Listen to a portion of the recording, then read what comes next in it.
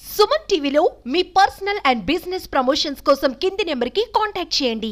గంజాయి అక్రమ రవాణాకు స్మగ్లర్స్ వేస్తున్న ప్లాన్స్ ఆశ్చర్యానికి గురి చేస్తున్నాయి. ఇటీవల కాలంలో ప్రయత్నించి అడ్డంగా బుక్ అవుతున్నారు. కోట్ల రూపాయలు విలువ చేసే సరుకును పోలీసులు పసిగట్టి పట్టుకుంటున్నారు.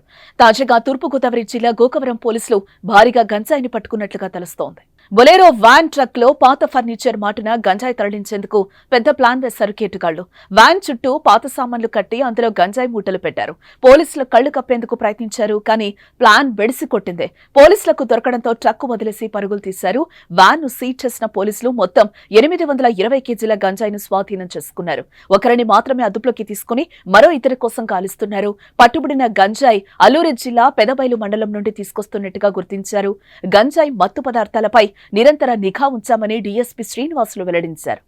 రామన్నపాలెం జంక్షన్ సమీపంలో AP31 TG 1620 బొలెరో ట్రక్ వాహనం లోడ్తో నిలుపుందని చెప్పేసి ఎస్ఐ గారి సమాచారం రాగా ఎస్ఐ గారు సిఐ గారు పోయి ఆ సంబంధిత అధికారులు తీసుకుని అక్కడ వెరిఫై చేయగా అందులో 314 కేజీ గంజా ఉన్నది. ఆ ట్రక్కు గంజా సీజ్ చేయడం జరిగింది. అందులో కేసు నమోదు చేసి సిఐ గారు కోరుకున్న సిఐ గారు దర్యాప్తు మొదలుపెట్టి ఈ రోజు అక్కడే ఒక పంతల జయరాం అతను లారీ ఓనరు అక్కడ తిరుగుతూ ఉండగా అనుమానం అతను పట్టుకొని విచారణ అతను స్వాధీనంలో 10 కేజీ గంజాయి కూడా ఉంది. అతన్ని అరెస్ట్ చేయడం జరిగింది.